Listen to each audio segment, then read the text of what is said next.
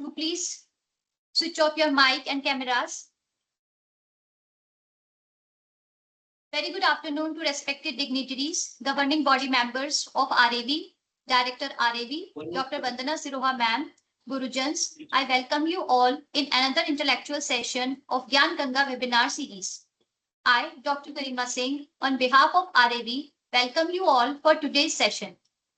On the onset, we would also like to express our heartfelt gratitude and welcome our mentors who have always been there to guide, motivate, and encourage us for the sustenance of this series.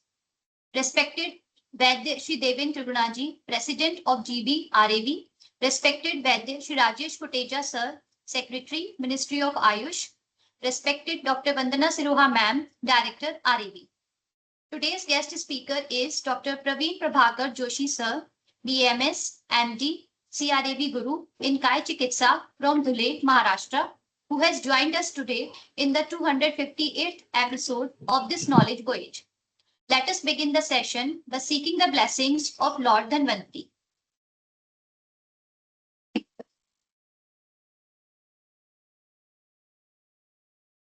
Surar Surarvandik पाद पद्मं लोकीर्जनानुग भय मृत्युनाशं धातारमीशं विविधौषधीनाम्. Om Dhanvantraya Namah. Now I would like to introduce today's expert, Dr. Praveen Prabhakar Joshi Sir, who is going to throw light on the topic Basti Karma Ek Vichar. चालू नहीं होता camera. Dr. Praveen Prabhakar Joshi Sir is a distinguished Ayurvedic physician from Dhule, Maharashtra, holding a BMS degree and an MD in Ayurveda, Shalya Tantra. He has been associated with Ayurved Seva Sangh, Nasik, and manages Ayurvedic healthcare and pharmacy services. Inspired by his vision, the Dhanvantri Ayurved Education and Research Institute was established, where more than 17,000 students have received Panchkarma training. He has actively promoted medicinal herb cultivation and organized over 1,275 free Panchkarma health camps in rural areas. Appointed as an Ayurveda Guru by the National Academy of Ayurveda, he is deeply involved in healthcare, educational, and social organizations, contributing significantly to the advancement of Ayurveda and community welfare. Now, I would like to invite Sir to please proceed with the lecture. नमस्ते. नहीं होता ना. आवाज आ रही है मेरी? जी sir, आ रही है. नहीं सर, आ रही है सर. ओके. पीपीटी चालू कर दो फिर. कैमरा नहीं चालू होता, पीपीटी चालू कर दो यहाँ से ना.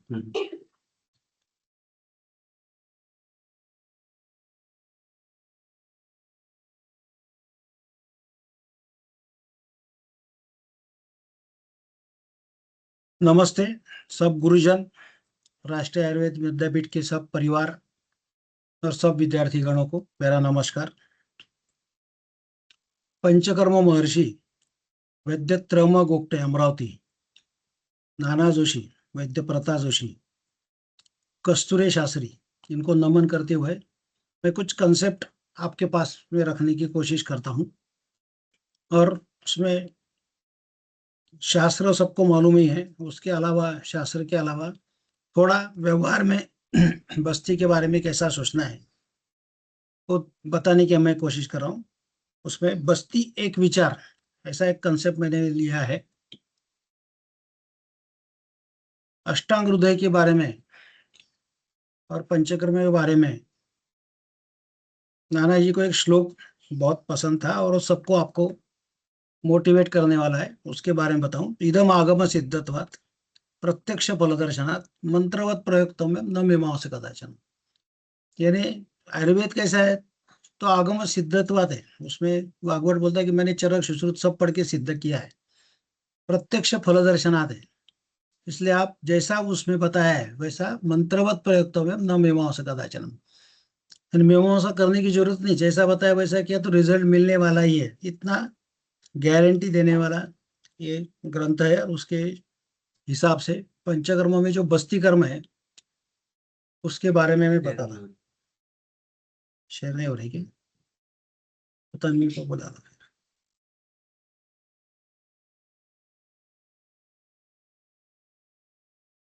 सर आपका चित्र भी आ जाता तो ज्यादा अच्छा लगेगा।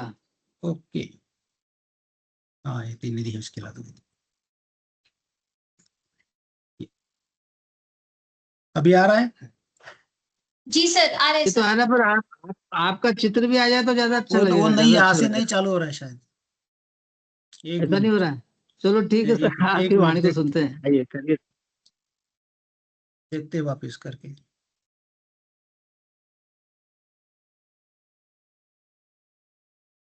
इंटीग्रेटेड दिख रही है आपको? कैमरा चालू हो गया तो ज्यादा अच्छा। नहीं हो रहा जी है जी क्या? सर। हो गया, चालू हुआ था वापिस बंद हो गया।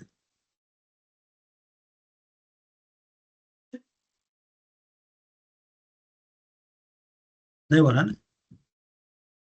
तन्वी को बुला ले लेता। ठीक है, जब कैमरा चालू होगा तब देखते जाएंगे, जब तक अपन पीपीटी ठीक है सर, आपका पीडीएफ पीपीटी तो दिख रहा है। पीडीएफ दिख रहा है। चलिए सर। हाँ, पीपीटी अच्छा दिख रहा है सर। यस, बस वही चाहिए अपने को। बाकी बस्ती का जो मूत्राशय प्राणियों का जो मूत्राशय है उसके द्वारा गुद मार्ग में से जो दवाई दी जाती है उसका नाम बस्ती है। उसका बेसिक कंसेप्ट आपको ध्यान देता हूँ। बस्ती दियते इति बस्ती। बस्ती के बहुत सारे प्रकार ग्रंथकारों में दिए हैं और बस्ती देने की अलग अलग विधियां भी देने दे अपन देखते हैं। सबसे बड़ी बात, बस्ती ये पूर्ण चिकित्सा है। इसलिए आगे जाके उसके जो प्रकार के साथ उनके जो कंसेप्ट है जो ग्रंथकारों ने दिए हैं उसके अलावा हम अभी जैसा जैसा जमाना बदल रहा है तो उसमें क्या क्या बदल कर सकते हैं उस हिसाब से सोचेंगे। बस्ती के अधिष्ठान भेद से प्राय चार प्रकार किए हुए हैं। एक पक्वाशयगत जो अपन हमेशा देते हैं, गर्भाशयगत, मूत्राशयगत और व्रणगत। व्रण बस्ती नाम का एक कंसेप्ट है जिसमें नाड़ी व्रण में ये बहुत अच्छा काम करता है और उसके रिजल्ट भी बहुत अच्छे हैं। तो ये चार प्रकार अधिष्ठान भेद से, जिस अधिष्ठान में हम बस्ती द्रव्य डालने वाले वो अधिष्ठान भेद से ये प्रकार बस्ती के हमको प्राय देखने को मिलते हैं। द्रव्य भेद से यानी कौन सा द्रव्य हम ले रहे हैं, तेल ले रहे हैं या काढ़ा ले रहे हैं, इसके हिसाब से उसके प्राय दो प्रकार होते हैं। एक अनुवासन बस्ती और दूसरा निरूह बस्ती। सुश्रुत ने इसको अनुवासन को स्नेह बस्ती भी माना है। और बाद में जो हम जो व्यवहार में देते हैं वो मात्रा बस्ती।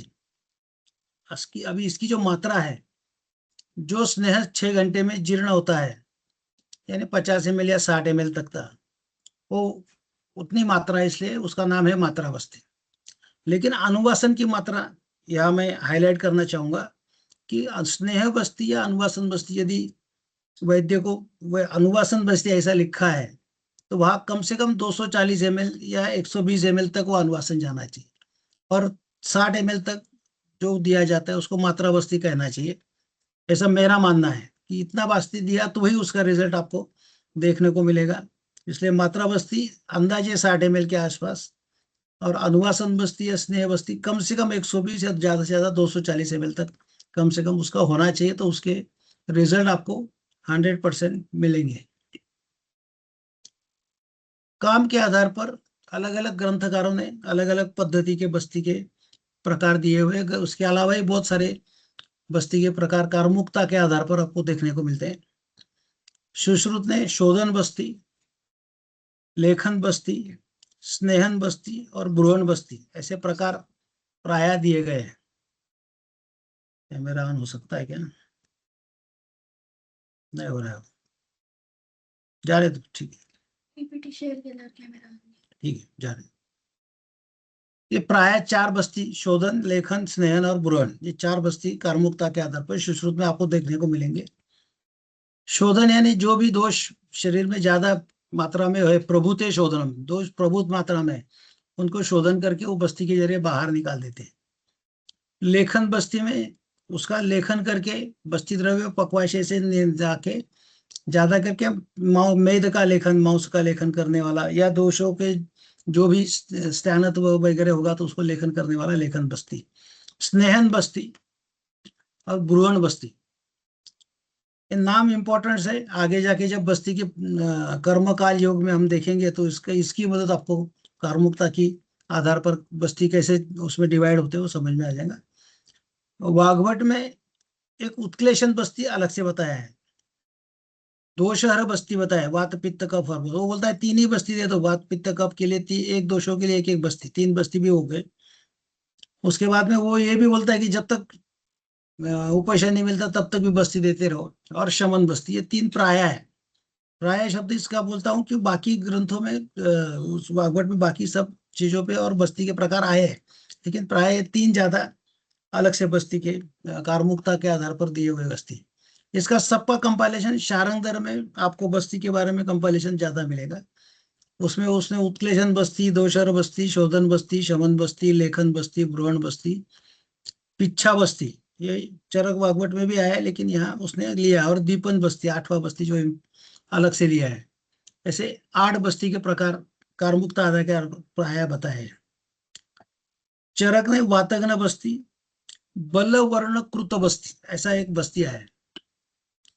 बल वर्ण स्मृति क्रिया, उरस्थान उदानस्य नासा नाभिगलांशरे वाक प्रवृत्ति प्रयत्न ऊर्जा बल वर्ण स्मृति क्रिया, ये उदान वायु का कार्य है।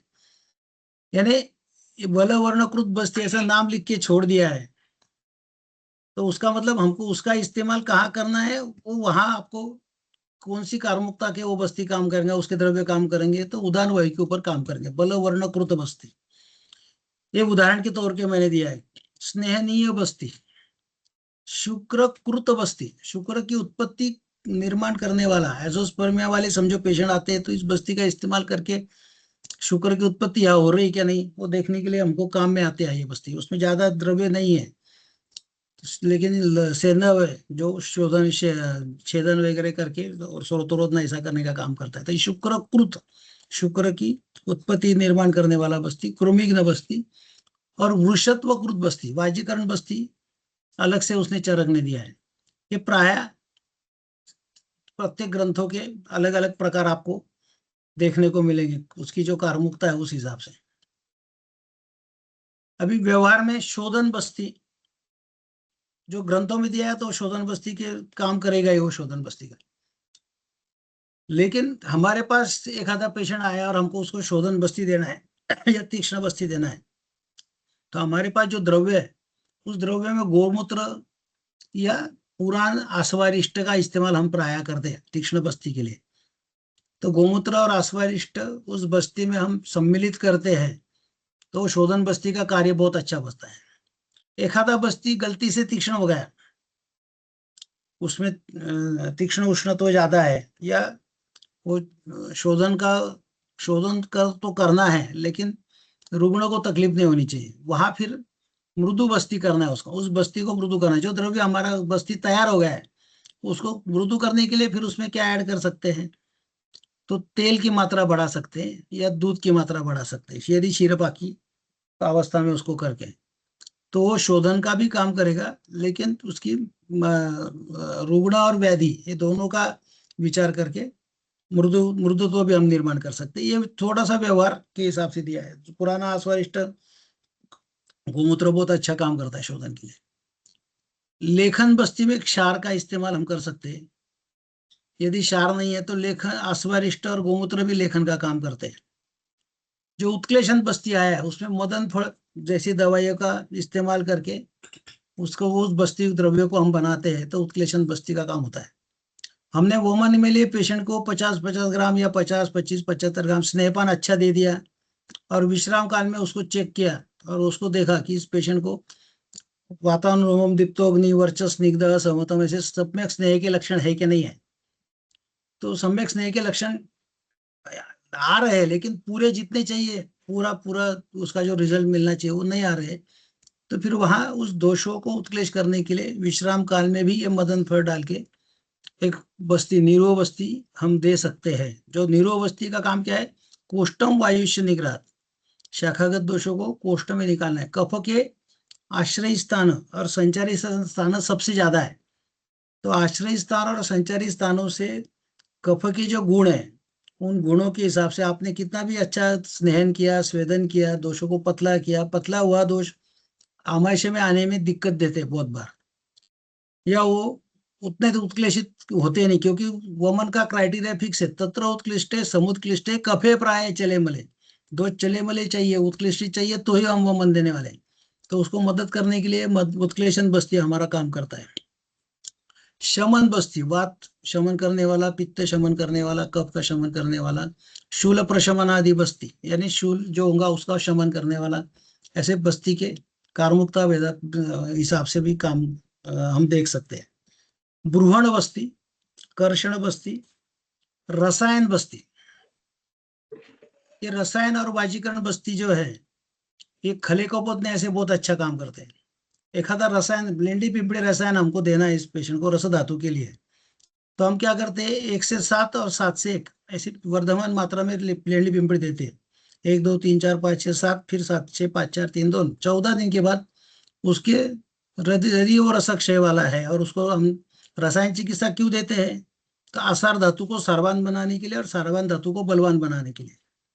तो आसार धातु को सारवान बनाने के लिए 14 दिन का पिंपड़ी देने के बाद 14 दिन हम जब देखते हैं रसे रोक्ष शमश शोकलानी शब्द, तो फिर वो लक्षण कम होते हैं, तो एक 14 दिन का उसको बोलते हैं मंडल, एक मंडल लेंडी पिंपड़ी रसायन देते हैं। कुछ लक्षण रह जाते हैं तो उसके लिए दूसरा और 14 दिन का मंडल देना पड़ता है। ऐसे मंडल मात्रा से रसायन द्रव्य, रसायन चिकित्सा दी जाती है। लेकिन यदि अस्थि मज्जा शुक्रगत डायरेक्ट दवाई वहां देनी है हमको, तो फिर वहां ये रसायन बस्ती, वाजीकरण बस्ती, पुरुष धरा कला, सैव अस्थि धरा कला, फिर अस्थि के बाद मज्जा और शुक्र, यहाँ तक जाने के लिए बहुत अच्छा मार्ग खले कपोत ने ऐसे मिलता है। तो इसलिए रसायन बस्ती उस द्रव्य, उस अस्थि मज्जा और शुक्र आगे के धातुओं के लिए जल्दी रिजल्ट चाहिए, तो उसका इस्तेमाल हम अच्छी तरह कर सकते हैं। वैसे ही वाजीकरण बस्ती, स्नेहनीय बस्ती, चक्षुष्य बस्ती, यानी उसको नेत्र को अच्छा करने वाली बस्ती हो चक्षुष्य बस्ती, ग्राही बस्ती, संग्राही बस्ती, वर्ण प्रसादन बस्ती, ऐसे अलग अलग प्रकार का काम ये बस्ती हमारे करते हैं। यापन बस्ती, ये ब्रूहण बस्ती, ये सबसे अच्छा काम करते हैं। ये प्राय क्या करते हैं, तो मांस शुक्र बल बढ़ाने का काम करते हैं, और ये शिरपाकी होने की वजह से निर्व्यापद है, इनसे ज्यादा तकलीफ होने के चांसेस बहुत कम है। इसलिए ये यापन बस्ती, बस्ती दाता व्यापद या बस्ती निर्माण में कुछ हो सकता है व्यापद, लेकिन प्राय ये निर्व्यापद है। अलग अलग व्याधियों की संप्राप्ति भंग करने वाले द्रव्यों से सिद्ध किए वाले जो काढ़े, उससे दिए जाने वाले जो बस्ती, उसको सिद्ध बस्ती बोलते हैं। प्रासूतिक बस्ती, इसमें प्राय बस्ती कितना देना चाहिए, तो 12 प्रासूतिक देना चाहिए, यानी 960 ml तक अंदाजे देना चाहिए। तो इस हर पेशेंट को 960 ml देने जाए तो उसकी बल हानि होने के चांसेस ज्यादा रहते हैं। बहुत बार रुग्ण का बल और व्याधि का बल दोनों देखना पड़ता है। यदि रुग्ण का बल कम है और उसकी जरूरत उतनी कम है, तो उसको फिर प्रासूतिक का प्रमाण जो है वो अपने हिसाब से हम प्रासूतिक द्रव्य 8 तोले, 16 तोले, 12 तोले, ऐसा हम इस प्लानिंग 800 ml, 80 ml से लेके 960 ml तक वो मात्रा पेशेंट के ऊपर हम मैनेज कर सकते हैं। पादहीन बस्ती ने 9 प्रासूतिक 720 ml वाला। तीक्ष्ण बस्ती, मृदु बस्ती ऊपर आ गया है पीछे। पिच्छा बस्ती, पिच्छिल द्रव्यों से युक्त जो दवाई दी जाती है ज्यादा करके प्रवाहिका में। अल्सरेटिव कोलाइटिस आजकल में बहुत बड़ा इशू है, और हम आयुर्वेद ही उसको अच्छा काम कर सकते हैं। एलोपैथी में उसके लिए कोई ट्रीटमेंट नहीं, जो है वो फालतू का, ऐसा में मेरा कहना है। तो इसलिए वो पिच्छा बस्ती, मोचरस पिच्छा बस्ती या उससे रिलेटेड कुछ बस्ती है। चरक सिद्धि स्थान में एक रक्त बस्ती का वर्णन आया। पुराने जमाने में यदि समान धातु की वृद्धि होती है, उस हिसाब से रक्त बस्ती दी है सिद्धि स्थान में, जो 6ठे अध्याय में है। ये रक्त पतला रहना चाहिए, क्लॉट होना नहीं चाहिए, इसलिए तदेव दर्भम उबितम रक्त बस्ती प्रदापयत, यानी उसमें दर्भ डाल दिया तो क्लॉट होने की चांसेस बहुत कम होती है। यहाँ हमने बकरी के या अजा के रक्त का बस्ती देने का काम पहले पुराने जमाने में किया था, अभी बाद में नहीं जमा। लेकिन यहाँ दर्भ डाल के रखा, फिर वो सिरिंज में भर के पेशेंट को दे दिया, तो बहुत सारा एब्सॉर्ब होने में आपको मदद मिलती है, और क्लॉट जल्दी होता नहीं, उसको आपको बस्ती देने में वक्त मिलता है। अभी जो मेरा इस लेक्चर का जो हाईलाइट है वो ये बस्ती की संख्या, ये एक प्रकार जो है उसके ऊपर मुझे ज्यादा हाईलाइट आज के इस व्याख्यान में प्राय मुझे करना है। कर्म बस्ती, काल बस्ती और योग बस्ती, ऐसे बस्ती के प्रकार हम प्राय देते हैं। योग बस्ती सबसे ज्यादा इस्तेमाल व्यवहार में हमारे होता है। योग बस्ती में पहला अनुवासन, फिर व्यत्यासात 6 बस्ती और आखिरी अनुवासन, ऐसा योग, उसको बोलते हैं योग बस्ती।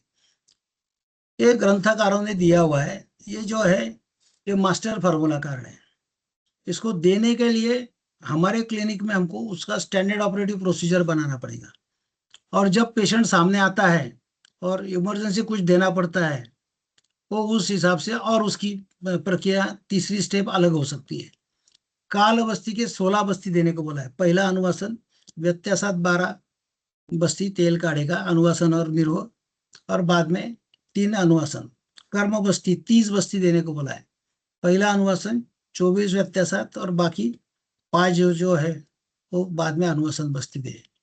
इसके लिए मुझे पहले आपको सस्ने निरोह बस्ती, उसका निर्माण जो है उसके बारे में मैं आपको बताना चाहूंगा कि बस्ती पहले जमाने में बस्ती का जो पुटक था या चामड़े का ये करके उस बस्ती पुटक में ये सब माक्षिकम लवणम स्नेह सब द्रव्य डाल के उसको बस्ती नेत्र को बांध के बस्ती दिया जाता था। लेकिन आज के व्यवहार में प्राय बहुत सारे पेशेंट सामावस्था के मिलते हैं, पक्वाशय में बिगाड़ बहुत सारा आता है, उसी हिसाब से मिलते हैं। तब जाके बस्ती ने, इस बस्ती पुटक वाला जो बस्ती है वो व्यवहार में बहुत बार गड़बड़ी करता है, और इतना करने के बाद भी वो पूरा इमल्सिफाइज होना चाहिए। वो इमल्सिफाइज बहुत बार होता नहीं बस्ती, इसलिए बस्ती तद वैद्य बहुबीस, आगे जाके उसका रेफरेंस आएगा, एक से ज्यादा वैद्यों के साथ वो बस्ती देने को बोला है। वमन सबसे कठिन है, लेकिन वमन में जो बोला नहीं वो बस्ती के बारे में बताया कि तद वैद्य बहुबीस। तो इस बस्ती निर्माण विधि में हमने क्या बदलाव किया है मैं आपको बताने की कोशिश करूंगा। माक्षिकम लवणम स्नेहा कलकम क्वाथ इति क्रमात्। तो माक्षिक पहले लेना है, फिर उसमें लवण डाल के उसको इमल्सिफाइज करना है, फिर स्नेह डालना है, उसे इमल्सिफाइज करना है, फिर कल्क डालना है, उसको मिलाना है, और उसमें क्वाथ डालना है। इस तरीके से बस्ती संयोजन विधि होता है। ये सब डालने के बाद जब हम देखते हैं उस बस्ती संयोजन को सब करने के बाद में, तो पानी के या क्वाथ के ऊपर तेल तरंग जाता है, तेल ऊपर आ जाता है। कितना भी आप मिलाओ वो तेल ऊपर आना ही है। और यदि तेल ऊपर आ गया और आपने बस्ती गलती से दे दिया और पेट में पक्वाशय में गड़बड़ है, सामावस्था है, मलावष्टम्भ है, क्रूर कोष्ठी है, बहुत सारी चीजें उसमें, तो ये जब होता है तो तेल पहले जाना चाहिए और क्वाथ बाद में जाना चाहिए, या सब मिला के एट ए टाइम जाना चाहिए, होता नहीं। तेल छोड़ के बाकी सब चीजें अंदर जाती है, और वो पक्वाशय में बहुत बार सूजन पैदा करती है, या बस्ती जल्दी अंदर जाता नहीं, गया तो भी इरिटेट करता है। तो ये अलग बस्ती का व्यापक एनिमा पॉट से जब हम बस्ती देते हैं तो होता है। अब प्राय भी एनिमा पॉट से ही बस्ती सब लोग देते हैं, इसलिए एनिमा पॉट दिमाग में रख के आपको मैं बता रहा हूँ। इसलिए उसके लिए हमने बस्ती सम्मिलन करने की जो विधि है, पद्धति, उसमें थोड़ा बायफर्केट किया है। सर्व पहले मधु सेंधों को मिला लेना है, तत्पश्चात स्नेह से उसको अच्छी तरह मिलाना है, उसको बाजू में रखना है। फिर क्वाथ में कल्क द्रव्य, कल्क क्यों डालते हैं क्वाथ में, तो क्वाथ की सांद्रता अच्छी आनी चाहिए, क्वाथ अच्छा बनना चाहिए, गाढ़ा बनना चाहिए। और हमने जल्दी कल्क बिना छाने कल्क क्वाथ मिला के छाना नहीं है और उसको डायरेक्ट एनिमा पॉट में डाल दिया तो कैथेटर में अटक जाता है और भी वो तकलीफ करता है। इसलिए कल्क क्वाथ मिला के उसको छानने के बाद उसको बाजू में रख दिया। यानी हमने 2 चीजें की है, माक्षिकम लवणम स्नेहा अलग रखा है, और फिर कलकम क्वाथ इति क्रमात् वाला जो 2 भाग है वो अलग रखे। उसमें से कलकम क्वाथ को हमने छान लिया है, और ये दोनों भी माक्षिकम लवणम स्नेहा एक बार हो गया, और कल का क्वाथ अलग से छान के उसको हमने अलग रख दिया। और फिर बस्ती देते वक्त हम क्या करते हैं, तो पहले एनिमा पॉट में माक्षिकम लवणम स्नेहा डाल रहे हैं, पानी के ऊपर तेल तरंगता है, फिजिक्स का नियम है, इसलिए पहले पॉट में तेल हमने डाल दिया। फिर पेशेंट को माक्षिकम लवणम स्नेहा पक्वाशय में पुश कर दिया, उसका भी विधि है, डिटेल में इतना अपने पास टाइम नहीं है वो बस्ती देने का विधि। लेकिन माक्षिकम लवणम स्नेहा कैथेटर के जरिए पहले हम अंदर पूरा कैथेटर भर जाता है, पक्वाशय में डाल देते, कैथेटर जैसे ही पक्वाशय में पुश करते पक्वाशयगत जो भी बात है वो निकल आता है। माक्षिकम लवणम स्नेहा वाला थोड़ा स्नेह बाकी रहेगा, तब हम उस कैथेटर को दबा के रखते, पॉट को नीचे रखते और फिर उसमें कलकम क्वाथी इति क्रमात् कल का काढ़ा उसमें डालते हैं। पानी के ऊपर तेल तरंगता, इस नियम से पहले पक्वाशय में माक्षिकम लवणम स्नेह भागता है और उसके पीछे से क्वाथ उसको ढकेलता है, इसलिए डिसेंडिंग कॉलन से वो माक्षिकम लवणम स्नेह पहले अंदर जाता है, उसके पीछे से कलकम क्वाथ जाता है। वो पक्वाशय में चिपका हुआ मल, पक्वाशय में जो स्रोतोरोध है वो निकालने का काम, सूजन होंगे तो वो निकालने का काम, शोष्यमाण बंदी को अच्छा करने का काम, ये माक्षिकम लवणम स्नेह कलकम क्वाथ इस क्रम से, इसको नाना जी ने सस्नेह निरोह बस्ती ऐसा नाम दिया। स्नेह उसमें ज्यादा रहता है और वो निरोह उसके आगे पीछे आगे जाता है, फिर वहां से वो डिसेंडिंग कॉलन से ट्रांसफर कॉलन तक, ट्रांसफर कॉलन से पीठ पे बल पे सो के 5 बार घुटने पवन मुक्तासन जैसा करना है और फिर राइट करवट पे सोना है। इससे वो पूरा बस्ती जो है निरोह बस्ती अच्छी तरह, यदि अंदर प्रवाहिका है, गैस है, सामो मल प्रवृत्ति है, मल को खड़े हुए है, ऐसा कुछ भी हुआ तो माक्षम लवणों से इकट्ठा डालने के बाद में वो बस्ती प्रॉपर जाता नहीं, और बलजबरी करने जाओ तो बस्ती की गति प्रतिलोम होने के चांसेस ज्यादा है। लेकिन इस तरीके से हम बस्ती डालते हैं तो तेल उसको उस बात को शमन करते जाता है, गैस होंगे तो उसको निकालते जाता है, आव है, चिकनाहट है, सामोमल चिपका हुआ है तो उसको छुड़ा के जाता है, तेल के बाद में काढ़ा उसको पूरा क्लियर करता है, उसको पक्वाशय के हजारों छिद्र खोलता है और तीसरा अवस्था पाक हमारा अच्छा हो जाता है। ये तीसरा अवस्था पाक बहुत इंपॉर्टेंट है, बस्ती पूर्ण चिकित्सा इस तीसरे अवस्था पाक की वजह से, क्योंकि यहाँ कटु विपाक होता है और उसके बाद में आहार रस बनता है, उसके बाद में रस धातु बनता है और फिर धारणात धातु होता है। इतना इंपॉर्टेंस ये बस्ती देने की विधि के लिए, इसलिए इसको आप अच्छी तरह समझना मेरे लिए जरूरी है कि माक्षिकम लवण उसने आप पहले गया, फिर कलकम का उसके पीछे पीछे गया तो वो निरु अच्छा अंदर जाता है और फिर वो निरण भी अच्छा करता है, बहुत अच्छी तरह फोर्सफुली बाहर आता है, 1 स्ट्रोक तो 2 स्ट्रोक 3 स्ट्रोक में वो बाहर आता है।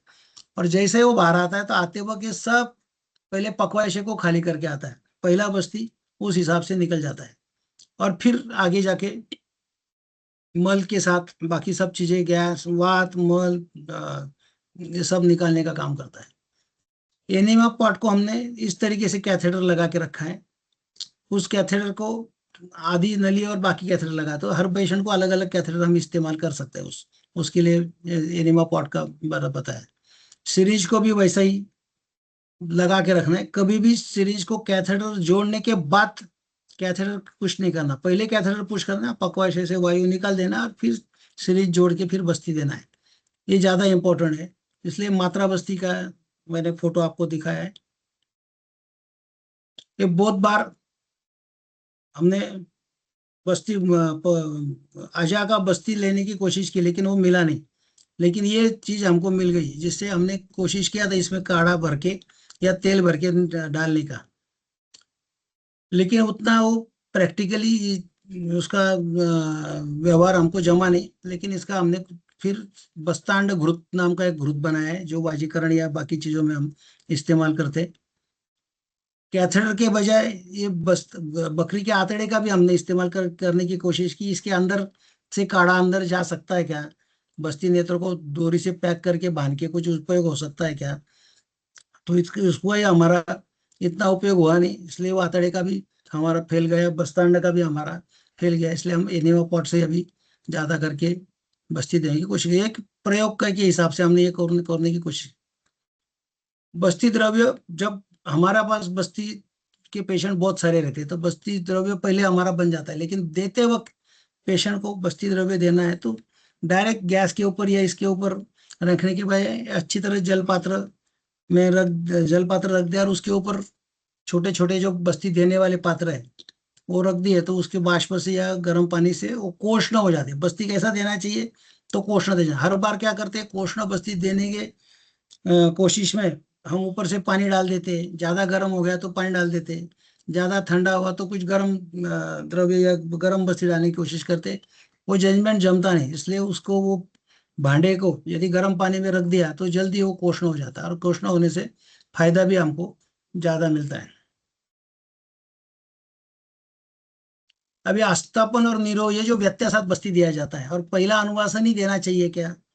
ग्रंथकारों ने बताया कि पहला अनुवासन ही देना चाहिए, लेकिन पेशेंट आने वाला जो पेशेंट है यदि वो सामावस्था का है, उसमें सामवायु के लक्षण है, और हम यदि तेल का बस्ती देते हैं तो उसमें व्यापद होने के चांसेस बहुत बार दिखता है व्यवहार में, कि वो पहला तेल का बस्ती दिया, बार बार संडास हुई, तेल निकल गया, बुखार आ गया, मल त्याग में दिक्कत आ गई, अग्निमांद्य हो गया, जीर्ण हो गया, डकारें आने लगी, ऐसा बहुत सारी चीजें होती है।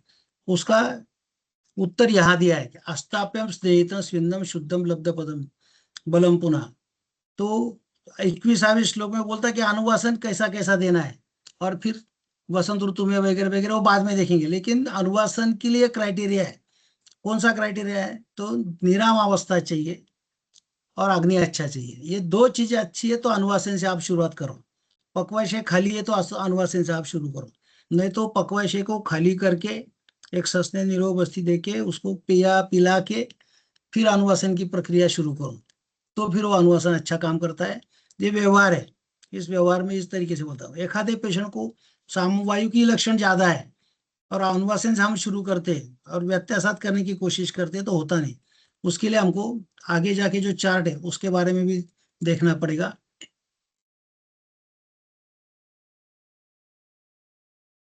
निरोग बस्ती देने योग्य पुरुष में पंचकर्म विधि के अनुसार स्नेहन स्वेदन करने के बाद वमन या विरेचन कराकर उसको शुद्ध करें।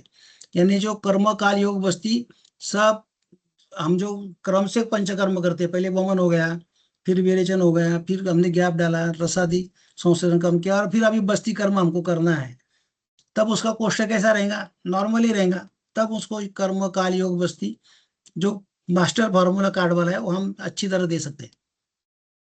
यदि अनुवासन बस्ती देने योग्य है कि नहीं ये न देखे हुए हम देते हैं तो फिर वो अनुवासन बस्ती हमारा रिजल्ट देता नहीं। उस हिसाब से उसका रेफरेंस मैंने यहाँ दिया है, उसके बारे में डिटेल बाद में जाएंगे क्योंकि अपने को उसके कर्म करने हैं।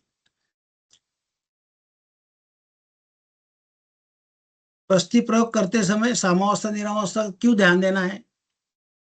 तो बहुत बार कुछ रुग्णों को सामावस्था की वजह से पहला निर्वह दिया तो दूसरे दिन हम उसको जब वो बस्ती कर्म करने के लिए आता है तो वापिस स्रोतोरोध बल भ्रंश देखते हैं, सामवायु के लक्षण देखते हैं।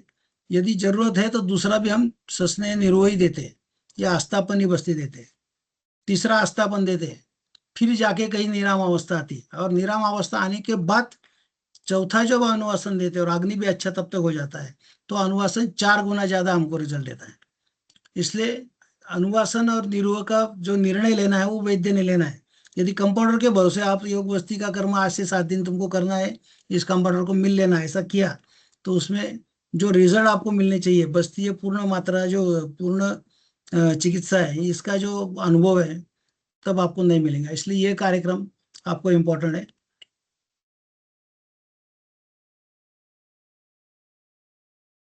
वात आदि दोषों में ये जो बस्ती देना है आपको, इसमें वो बताता है जो रेफरेंस मैंने थोड़ी देर बाद बोला कि तद वैद्य बहुबीस, क्या क्या चिंता सोचना है तो औषधि द्रव्य उसका पूरा विचार करके बस्ती कर्म कुशल अनेक चिकित्सकों के साथ विचार विमर्श करके फिर बस्ती का प्रयोजन जो द्रव्य है उसका निर्माण आप करने के बाद उसको बस्ती देना है, ऐसा वर्णन वहां है। अभी योग बस्ती का एक चार्ट मैंने मुद्दा आपको बना के रखा है कि सामावस्था यदि पेशेंट में है तो हम क्या करते हैं, तो पहला शोधन बस्ती देते, दूसरे दिन उसको बुलाते, दूसरा आने के बाद दूसरा शोधन बस्ती देते, फिर दो बस्ती में ही शायद उसकी सामावस्था कम हो जाती है और निरामावस्था आ जाती है तो तीसरा शमन बस्ती देते। अभी निरामावस्था है तो फालतू चौथा निरोध देने की जरूरत नहीं, क्योंकि हमको दोषों को शमन करना है। इसलिए शोधन के बाद में शमन कार्यक्रम तीसरा चौथा हम शमन बस्ती देते, पांचवा शमन बस्ती देते, जिससे वहां जो भी वात प्रधान व वातानुबंधी जो भी वह दोष है उनका अच्छी तरह शोधन के बाद दोष निकल जाते हैं। उस पक्वाशय में वात का शमन होता है। उद्भव स्थान में शमन होना बहुत बड़ी बात है। ये शमन होने के बाद भी कुछ शेष दोष वहां शमन होने के वक्त रह जाते हैं, कुछ छूटते हैं, इसलिए छठा एक शोधन बस्ती हम उसको दे देते हैं कि बाकी बची 3 बस्ती के बाद एक आधा शोधन बस्ती या एक आधा निरोग बस्ती दे दिया तो निरोग बस्ती तो बाकी मटेरियल निकल देता है। फिर अगले 7वां और 8वां शमन बस्ती देते हैं। एक पेशेंट देख के आपको प्लान करना है कि कौन सा कब करना है, इसलिए रोज उसको पूछना है, रोज ही उसका कर्म आपको ठहराना है। उस हिसाब से ही योग कर्मकाल बस्ते आप देते हैं तो उसमें रिजल्ट आपको बहुत अच्छे मिलते हैं। यदि निराम अवस्था है तो पहला शमन देंगे, फिर शोधन की निरोध उसको शमन देके दोषों को निकालने के लिए निरोध देंगे, फिर शमन शोधन, ऐसा ये भी क्रम हम उस पेशेंट को देख के कर सकते हैं। ये योग बस्ती के 3 प्रयोग मैंने आपको बता दिए। लेकिन आगे के बस्ती 7 बस्ती तक तो ठीक है, हर पेशेंट को हम मैनेज कर सकते हैं। लेकिन शोधन और शमन के बाद भी जब हमको ज्यादा बस्ती देने 16 बस्ती देने तो 16 बस्ती यही शोधन और शमन करते बैठेंगे। उस पेशेंट की जरूरत कितनी है? यदि योग बस्ती की जरूरत है और हम योग बस्ती हमने दे दिया, उसका काम हो गया, तो हम आगे की चिकित्सा शुरू कर सकते हैं। लेकिन काल बस्ती 16 बस्ती हमको देने हैं और उस काल बस्ती में अवस्था जल्दी आ गई, हर पेशेंट में अवस्था देख के ही चिकित्सा करनी। पंचकर्म ये अवस्था की चिकित्सा है और आपने वो देखा तो शायद आपका पहला शमन बस्ती हो गया, दूसरा शोधन बस्ती हो गया, और उसके बाद में आपको ऐसा लगा कि रुग्ण का बल कम हो रहा है, व्याधि का तो बल अभी भी ज्यादा है, उसको तो हमको व्याधि का बल कम करने के लिए और आगे का कर्म करना है, तो फिर बीच में एक आधा भ्रूण बस्ती हम देंगे। भ्रूण बस्ती क्या करता है? तो रुग्ण का बल बढ़ाता है लेकिन व्याधि का बल नहीं बढ़ने देता। फिर आगे जाके शोधन बस्ती, शमन बस्ती, इस तरीके से करके फिर आखरा जो है 9, 10, 11, 12 तक व्यत्यासात हम जाएंगे। फिर आगे जब तक इतना करने के बाद में यदि उसको बला हानि दिखती है तो अगले तीनों बस्ती जो है वो भ्रूण यानी संतर्पण वाले बस्ती रहते हैं, तो आगे 16 बस्ती के 3 बस्ती हम भ्रूण करेंगे। ये क्रम आपको दिखाने के लिए बताया, ऐसा है क्या ऐसा करना चाहिए, रट्टे मारना चाहिए, ऐसा मैं बोलता हूँ। पेशेंट देख के आपको ये बस्ती के कौन कितने प्रकार हम पेशेंट में कर सकते हैं। तो पहला दोषों को निकालने वाला शोधन, फिर समीकरोति विषमन यानी दोषों को सम करने के लिए शमन, फिर शोधन हो गया, शमन हो गया, लेकिन वहां वो करते वक्त उस रुग्ण को यदि कुछ धातुओं में या उसके उसमें बल हानि होती है तो फिर भ्रूण बस्ती, उसके बाद में फिर रसायन बस्ती, उसके बाद में फिर वाजीकरण बस्ती। इस तरीके से हम उस बस्तियों के अलग अलग प्रकार, जो मैंने पहले 4 बनाया बताया कि बलवर्णकृत बस्ती, शुक्रकृत बस्ती वगैरह, ऐसी जो शब्द कार्मुकता के आधार पर जो बस्ती आए हैं, उस बस्ती को शुरुआत करते वक्त ये सब कार्मुकता वाली बस्ती की शुरुआत करते हैं। शोधन, शमन, भ्रूण, ऐसा करते करते आपको आगे जाना है। इसलिए एक एक एक चार्ट आप कर्मकाल का बस्ते। अभी कभी कभी लेडीज पेशेंट आ गई और महावारी आ गई और बस्ती रुक गया, चौथे या 5वें दिन आपको योग बस्ती देना है या कर्म बस्ती देना है या काल बस्ती देना है। तो जब उसका मासिक रजब स्राव बंद होगा, उसके बाद में आपको आगे बस्ती की चिकित्सा करनी है, तब आपको वापस सोचना पड़ेगा उसकी प्रकृति, उसका व्याधि, उसका सोच के वापस निदान करके आज कौन सा बस्ती देना है। आपने निरोह पे छोड़ दिया होगा तो उसके बाद में आप उसको अनुवासन के कभी शुरू मत करो। उस पेशेंट की अवस्था देखो, यदि निराम अवस्था है तो आप अनुवासन भी दे सकते हैं। यदि उसके बाद सामावस्था है तो आपको निरोह ही देना पड़ेगा, उसके बाद में फिर आगे जाके व्यत्यासात जो भी बस्ती देने पड़ेंगे। इसलिए ये सब बस्ती के जो कर्म बस्ती में सबसे ज्यादा जो जीर्ण व्याधि, महागत, वात व्याधि आते हैं तो उसमें हमको शोधन हो गया, शमन हो गया, भ्रूण हो गया, फिर हम जल्दी आपको अच्छा करना है उस पेशेंट को, तो कर्म बस्ती उसके लिए जल्दी दवाई पहुंचानी है, क्योंकि व्याधि ऑलरेडी जीर्ण हो गया या ज्यादा उसने दिन पहले ही पुराने पेशेंट ने ले लिए, तो उसको जल्दी धातुगत जाना है। अस्थि धातुगत हमको चिकित्सा करनी, ज्यादा करके हमारे पास अस्थि वायु के पेशेंट ज्यादा आते हैं, तो हम उसको अस्थि धातु के लिए रसायन चिकित्सा करने जाते हैं। तो अस्थि एक धातु 7 दिन में मिलता है, 7-5 दिन जाने के लिए और 35 दिन उसको काम करने के लिए। 70 दिन का एक मंडल अस्थि धातु के लिए होता है। 70 दिन दवाई देते बैठेंगे तो कैसा चलेगा, उसको एक ही दिन में दवाई वहां जानी चाहिए। तो उसके लिए पूरी धरा कला से हम पक्वाशय से यदि रसायन बस्ती, शिरपा की बस्ती, यापन बस्ती पक्वाशय देते हैं तो दूसरे दिन ही वो वहां पहुंच जाता है। अष्टायाषाणाम व्याधीनाम पंचकर्माणि भेषजम बस्त्या क्षीर सर्पिभ्याम तिक्तको विपानिच, सर्पिक क्षीर तिक्त रस का एक रेफरेंस आया, तो इसलिए ये रसायन बस्ती सब इस तरीके से दे सकते हैं। रसायन और बुरन, ये आगे के बस्ती हम शिरपा की बस्ती जो है 18 से लेके 21 तक कर सकते हैं। उसके बाद में बीच बीच में एक आधा शोधन बस्ती देके उसको जो बात है उसको बिना व्याधि का हरण हुए या बिना रुग्ण का बल हानि हुए आगे के बस्ती भी हम दे सकते हैं। इसलिए ये कर्म बस्ती है। बहुत बार ये ज्यादा बस्ती जब हम पेशेंट को दे दे तो फिर क्या होता है, बस्ती का द्रव्य की मात्रा हम कम, वैद्य कम कर देते हैं। मात्रा कम कर दी तो रिजल्ट मिलना ही मुश्किल है। 30 ml का बस्ती देते और उसको अनुवासन बोलेंगे तो चलेगा नहीं। 60 ml का मात्रा बस्ती, 120 ml का अनुवासन, आपको अनुवासन लिखा है तो 120 ml के दरमियान ही लेना पड़ेगा। उस हिसाब से ये चार्ट मैंने आपको बताया कि इस हिसाब से काम करना है। अभी वैद्य कस्तूरी शास्त्री ने हमारे ऊपर बहुत अच्छे उपकार करके सब कंपाइलेशन करके दिया है कि बस्ती कहाँ कहाँ दिया है, उसका संदर्भ से लेके पूरा चार्ट बना के रखा है। उनकी किताब आप पढ़ेंगे, कौन सा बस्ती देना है, उसमें क्या द्रव्य है और कौन सी अवस्था में देना है, ज्वर की सामान्य चिकित्सा में आया है कि और कुछ कौन से व्याधि में आया है, तो उसका ये पूरा चार्ट आपको समझने के लिए मैंने यहाँ लिखा है कि संदर्भ भी दिया उधर को, चिकित्सा स्थान 3रा अध्याय 170वां श्लोक, यानी आपको तुरंत जाके निकालने में भी इजी हो जाता है। अस्थि मज्जागत ज्वर में निरुआ और अनुवासन बस्ती, बहुत बार क्या होता है सूत्र स्थान में दिया है कि जो श्वास का सिक्का या कुष्ठ, इसमें बस्ती देना नहीं है।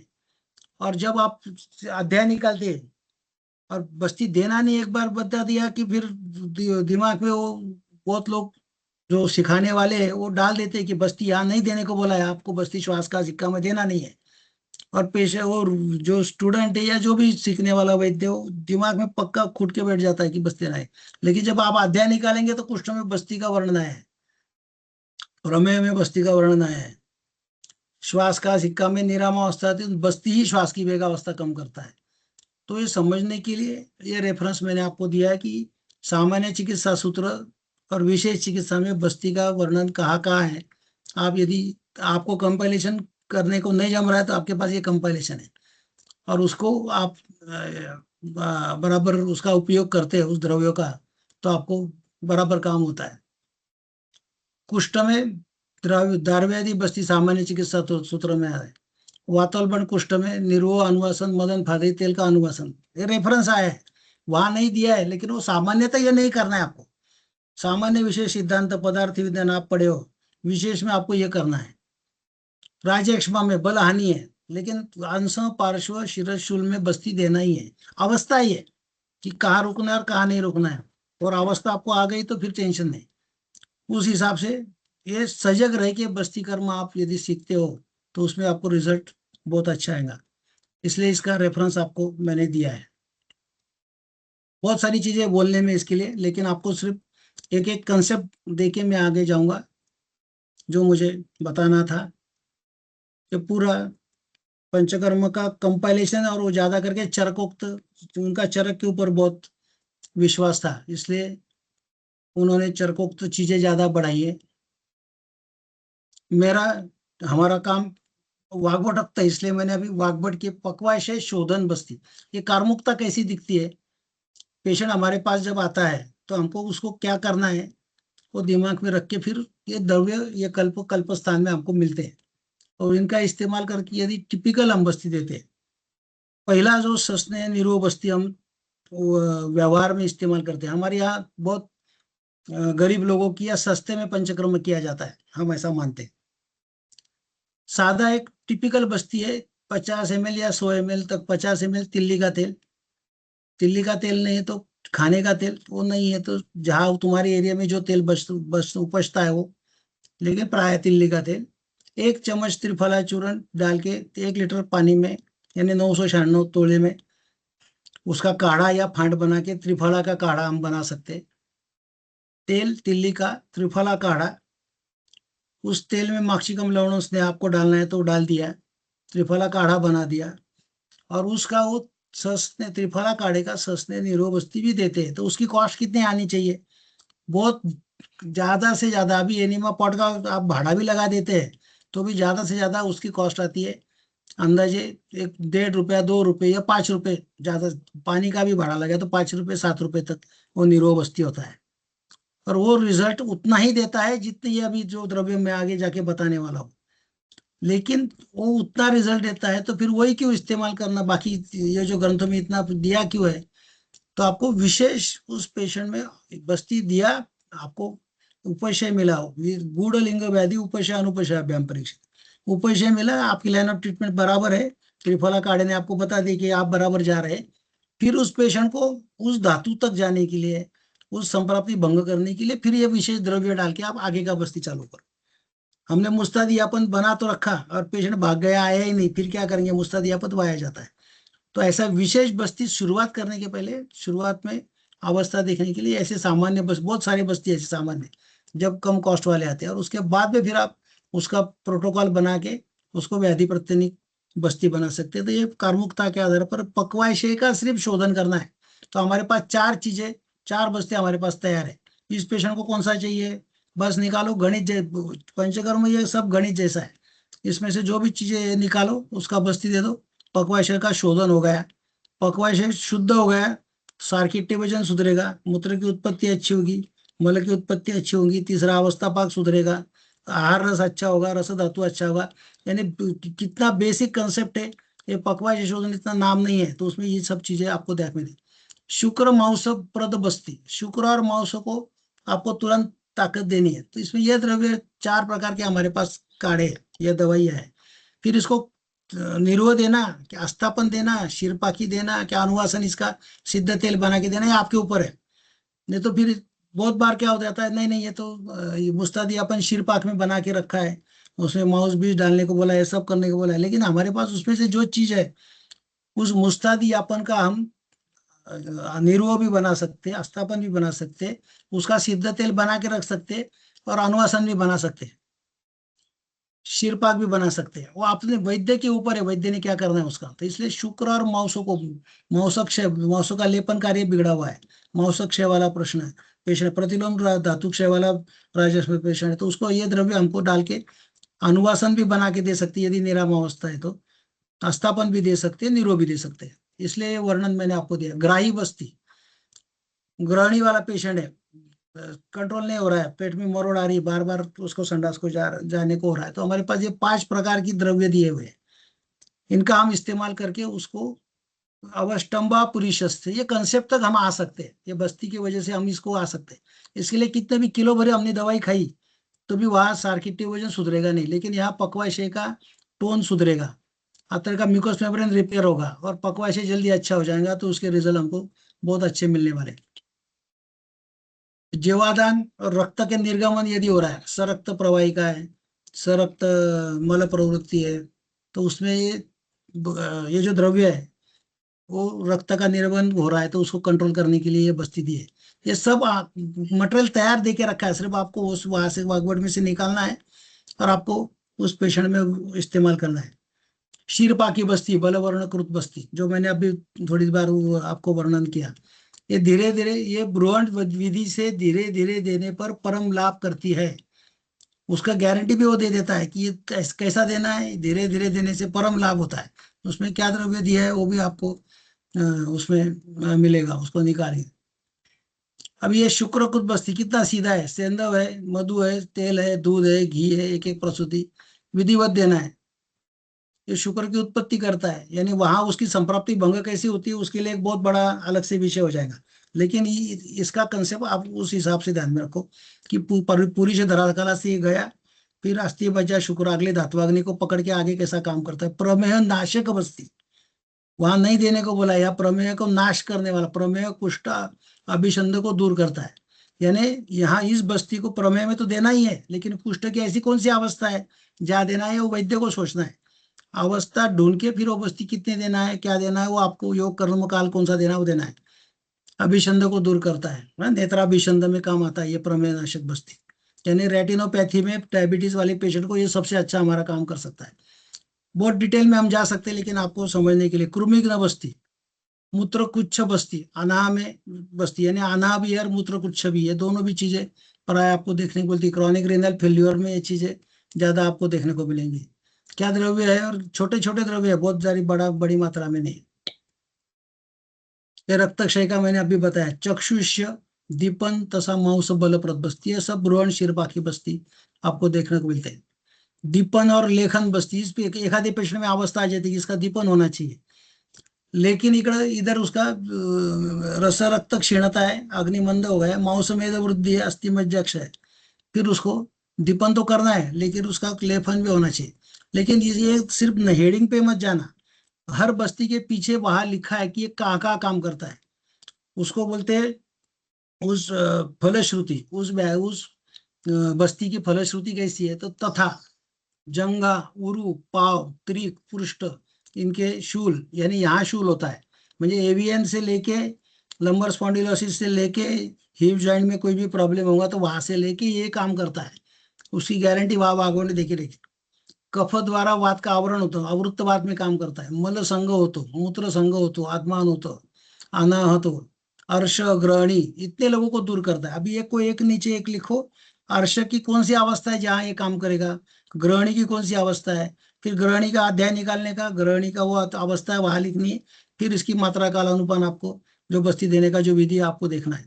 तो ऐसा पढ़ाई का एक कंसेप्ट है, उस हिसाब से ध्यान में रखना है। शिरशूल नाशक बस्ती, हमने नस्ते किया, लेप लगाया, सब किया, लेकिन वो आगे आगे जाके अर्धा वेदक अनंत वात में जा रहा है, हम रक्त मोशन कर रहे, विरेचन दे रहे, शिरोबस्ती कर रहे, लेकिन शूल है तो शूल का उद्भव स्थान क्या है, शूल इसका वात दोष कौन सा है, वात, वात का उद्भव स्थान बस्ती, फिर बस्ती भी वहां काम करता है। कौन सी अवस्था है, बल, मांस, वीर्य, अग्नि को बढ़ाने के लिए अवस्था होंगी, धातु क्षयजन अवस्था होंगी, तो फिर वहां वो काम करता है।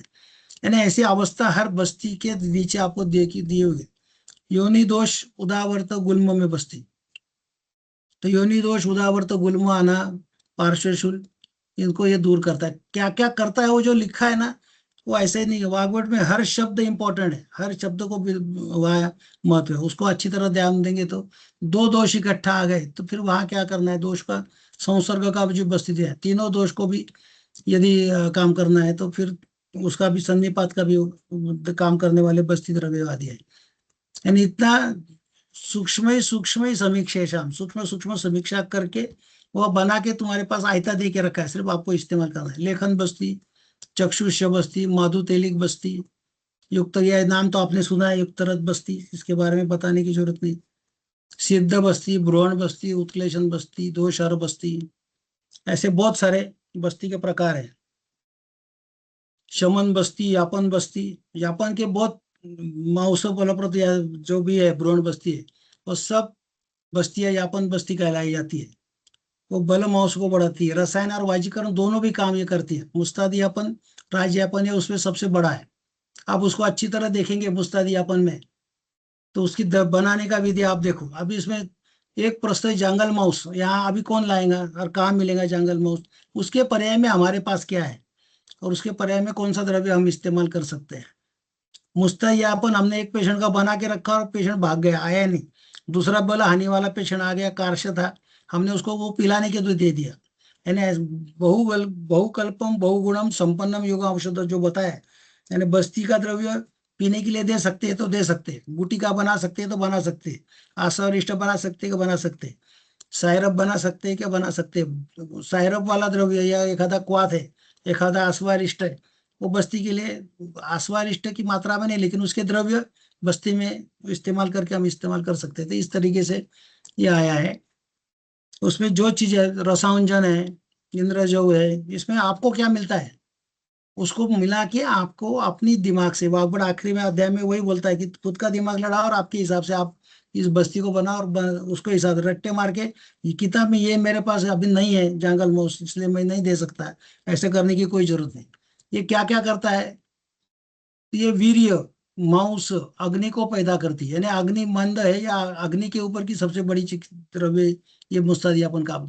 शतक्षीण, एक के नीचे एक लिखना है। कास, कास की कौन सी अवस्था है जहाँ काम करेगा, क्षयजकास, शतजकास, गुल्म, विषम ज्वर, बार बार विडाल टेस्ट पॉजिटिव आती है, टाइफाइड वाला पेशेंट तुम्हारे पास आता है और उसकी वजह से उसकी सब बाला हानि और बाकी सब चीजें हो गई है। पकवाशय में या आंत्र में उसके विषम ज्वर के जंतु रहे, एलोपैथी की दवाई देता है, बैक्टीरियोसाइडल, बैक्टीरियोस्टैटिक, वो जंतु वही रह जाते हैं, उनको निकालना है।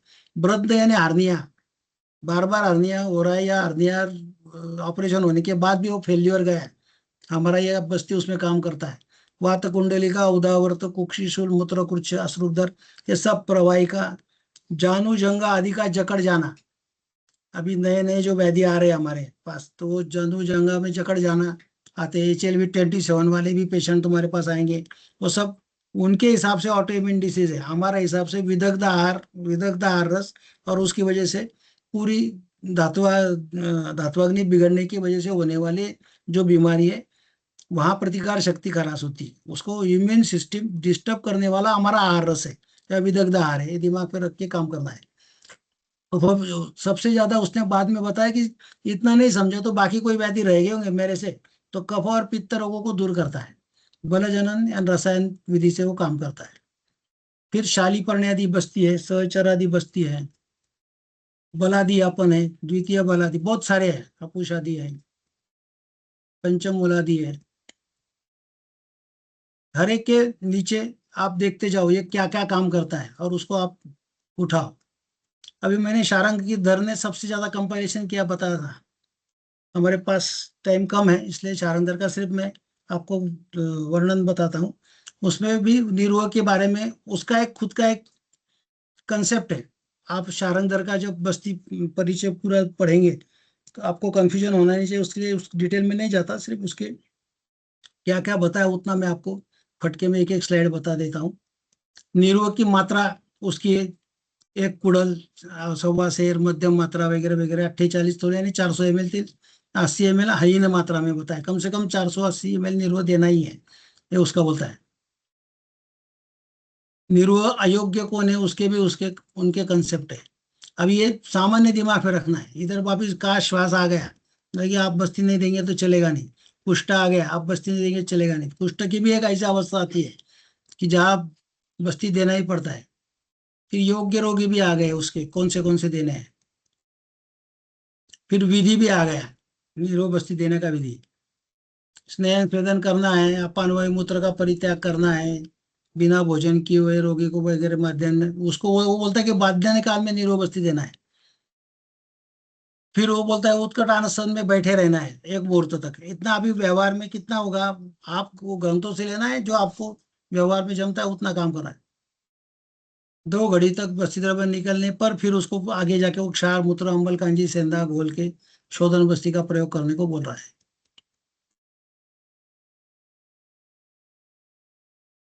अष्टांग हृदय वाला निरोग का कंसेप्ट मैंने अभी अष्टांग हृदय का इतना सब बताया, उसका ये पूरा चार्ट ही है, कितने 1 साल से लेके 70 साल तक। अभी 70 साल वाला पेशेंट सबसे ज्यादा तो बूढ़े लोगों को ही हमारा बस्ती लगता है। फिर उसके लिए वो बोलता है कि आगे जाके आपको एक प्रस्तव यानी 2 पल यानी 40 तोले यानी अंदाजे 400 ml से 800 ml तक की निरोग आप उस पेशेंट को दे सकते हैं, यदि उसकी बल हानि नहीं हो। यहाँ बस्ती देते वक्त रुग्ण का बल भी देखना है और व्याधि का बल भी देखना है। रुग्ण भी संतर्पण है, व्याधि भी संतर्पण है, तो फिर कोई टेंशन नहीं। लेकिन व्याधि संतर्पण है उसको आपको शोधन करना है, लेकिन रुग्ण अपत्रपण है तो रुग्ण का बारे में सोच के ही आप उसका बस्ती का प्रयोग करना है। स्निग्ध गुदा को स्निग्ध करना है, बस्ती नेत्र प्रविष्ट करना है, वायु निकाल देना है, फिर बस्ती बांधकर पृष्ठवंश की दे यानी कैथेटर डालने का भी तरीका है। बहुत बार अभी फिशर वाले पाइल्स वाले इतने पेशेंट तुमको दिखते व्यवहार में, 12 o'clock को फिशर है तो कैथेटर 6 o'clock से डालना है, थोड़ा सा पीछे से 6 o'clock को फिशर है तो 12 o'clock से कैथेटर इंदर डालना है। अभी जो कैथेटर हम इस्तेमाल करते हो बस्ती नेत्र व्यापक बहुत सारे कम हो गए, लेकिन इस कैथेटर को भी बस्ती का जो छिद्र है वो टेढ़ा है यानी तिर्यक है, वो भी व्यापक का ही एक प्रकार है, लेकिन ठीक है कुछ नहीं तो कम से कम इतना तो चलता ही है। तो उससे ये देने का विधि वहाँ आया है। और फिर आखिरी में सबसे आखिरी में सुश्रुतोक्त निरोग का वर्ग आया है कि क्या क्या द्रव्य हम मेधा महावेदा या सब निरोहेशु योग लाभ में वर्ग विधि थे। इतना सब बस्ती का थोड़ के में बताने का मैंने कोशिश किया है। सबसे ज्यादा मेरा कंसेप्ट है स्नेह निरो बस्ती भी बनाने का विधि। माक्षिकम लवणों स्नेह अलग निकालो, कलकम क्वाथा या अलग निकालो, बस्ती पात्र में माक्षिकम लवणों स्नेह पहले डाल दो, फिर कल का क्वाथ डालो, तो रिजल्ट आपको 4 गुना ज्यादा मिलेगा, हमको मिल रहा है, सालों साल से हम इसको अच्छी तरह कर रहे हैं।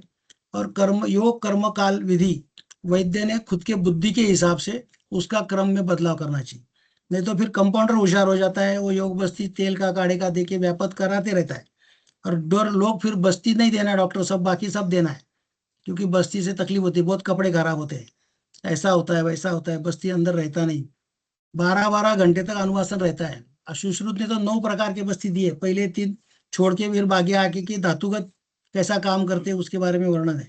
बस्ती एक बहुत बड़ा सब्जेक्ट है, बहुत बड़ा विषय है, उसके बारे में कम से कम अभी मेरे पास जो पीपीटी और पीडीएफ है वो कम से कम 13-14 घंटे वाला मटेरियल मेरे पास तैयार है।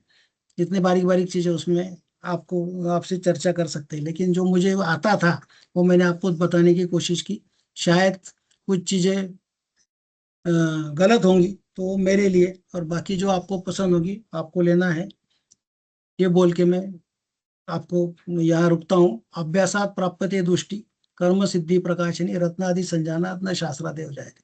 ग्रंथ तो हम पढ़ते ही है, रट्टे मार के पूरे पाठांतर भी हमने कर दिए, टीका भी हमने पढ़ ली, लेकिन उसके साथ साथ थोड़ा हम बदलाव करके कुछ ना कुछ करके तो देखेंगे, में बहुत सारी चीजें हमको नई नई मिलती है और रिजल्ट भी मिलता है।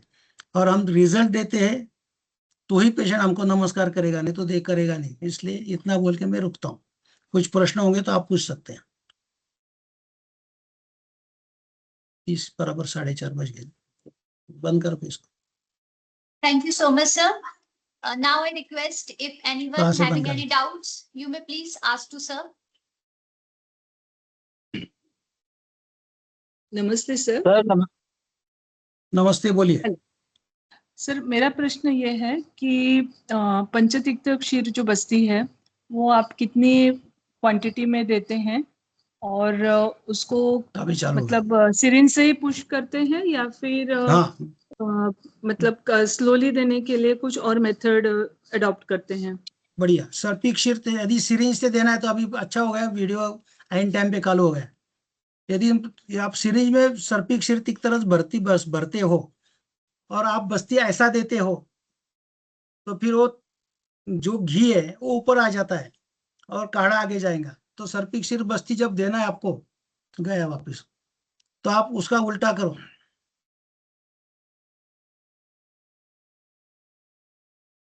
तो उसको बस सर्पिक्षीर तिक्तरस बस्ती देना हो तो उसको ऐसा पकड़ो तो घी ऊपर रहेगा, पहले सर्पी जाएगा, फिर शीर और तिक्तरस जाएगा, तो वहां भी व्यापक नहीं होता, ज्यादा घंटे तक रहता है। यदि 60 ml तक या 100 ml तक आपको बस सर्पिक्षीर तिक्तरस देना है तो सिरिंज से देना है। इससे ज्यादा देना है, 120 ml, 150 ml, 240 ml तक देना है तो आपको एनिमा पॉट से वो देना है और हिला के देना है। उसको हिलाते बैठना है, बार बार हिलाते बैठना पड़ता है, तब जाके वो सर्पिक्षीर तिक्तरस बस्ती प्रॉपर अंदर जाता है। नहीं तो जैसा निरो का मैंने शिरपा की बस्ती का बताया वैसा उसमें महातिक्त घुर पतला करके पहले डाल दो, उसको मिलाओ, थोड़ा थोड़ा दूध डाल के जाओ और घोलते जाओ। तो पहले पॉट में घी जाने देना और बाकी फिर धीरे धीरे गरम गरम दूध उसके ऊपर डालते गए तो वो भी अंदर जाके तकलीफ आप रिजल्ट आपको अच्छा दे सकता है। और कुछ? अनुवासन बस्ती देने के बाद में उसका रिटेंशन जो है वो कई पेशेंट्स में बहुत कम समय तक होता है, कई बार औषधि जो है तुरंत बाहर निकल आती है, मतलब कहाँ गलती होती है सर?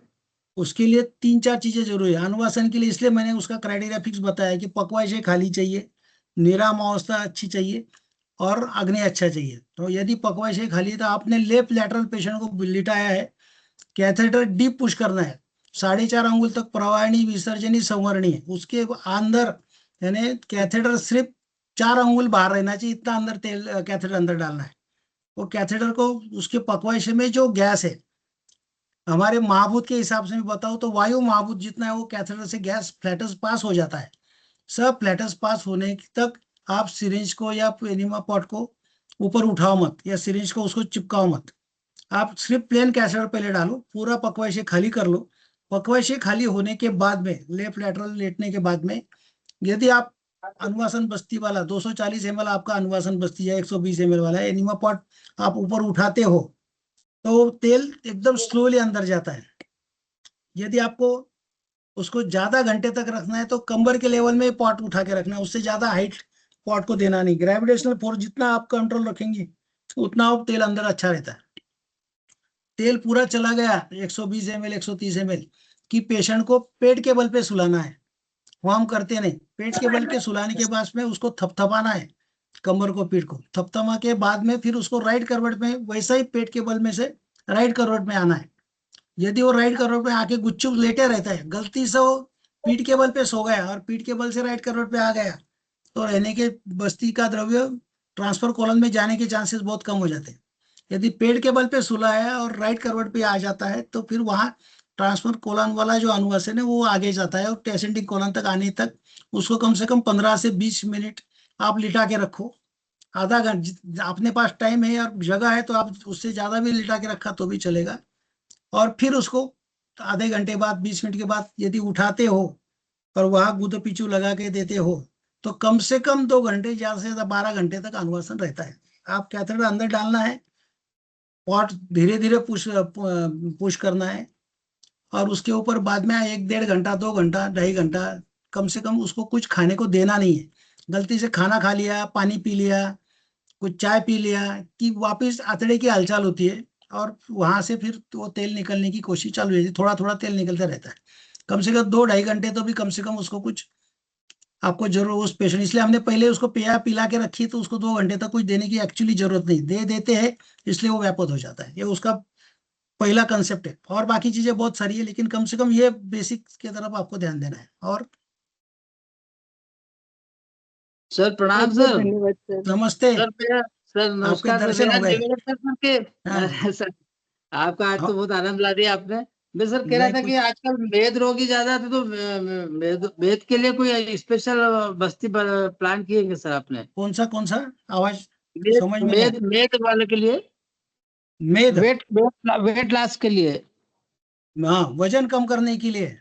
हाँ जी सर। वो जो मैंने गोमूत्र के और आश्वारिष्ट वो की बस्ती दे दिया वो दिया है, लेकिन वो सिर्फ वजन कम करने के सिर्फ बस्ती कुछ काम नहीं करता, क्योंकि वहां जी सर। पक्वाशय का कंसेप्ट के अलावा संतर्प लंघन ब्रुवणी अध्याय या संतर्पण अपतर्पणी अध्याय में जो भी जी कंसेप्ट है उस कंसेप्ट से उसको जाना पड़ेगा। लेकिन निरुव बस्ती में यदि आप गोमूत्र, अश्वारिष्ट या क्षार इसका इस्तेमाल करके वो बस्ती देते हैं तो जी वो सर। जो धात्वाग्नि डिस्टर्ब होगा मेद का या मांस का तो उसको हम्म, अच्छा काम करता है।